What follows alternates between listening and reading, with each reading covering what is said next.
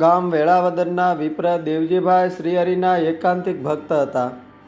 તેઓ હાલતા ચાલતા ઉઠતા બેહતા દરેક ક્રિયામાં સ્વામિનારાયણ સ્વામિનારાયણ એમ અખંડ ભજન સ્મરણ કર્યા કરતા.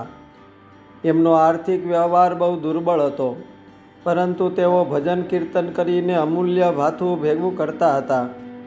વેળાવદરમાં સંતો પધારે ત્યારે દોડી દોડીને સેવા કરે, ગામમાંથી છાશ પાણી લાવી આપે, સંતોને કૂવે સિંચીને નવરાવે, મંદિરમાં સંજવારી વાળવી વગેરે સેવા કરીને સૌનો અમૂલ્ય રાજીપો રળતા.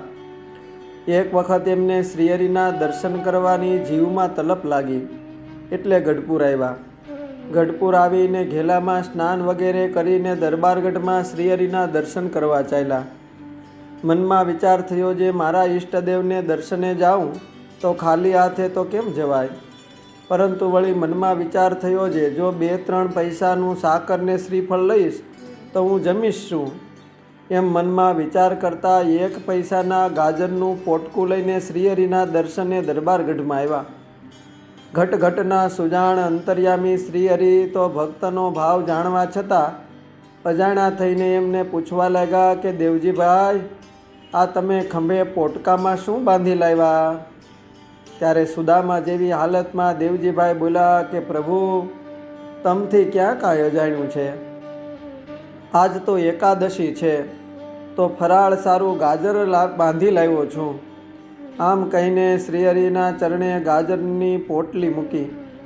શ્રીહરિ આ ગરીબ ભક્તનો ભાવ જોઈને અતિ રાજી થયા અને સાદ કરીને મૂળજી બ્રહ્મચારીને બોલાવ્યા અને કહ્યું કે બ્રહ્મચારી, આ દેવજીભાઈના અડધા ગાજરનો શાક સંભારો કરજો અને અડધા ગાજરનું અમારા હારું અથાણું કરજો.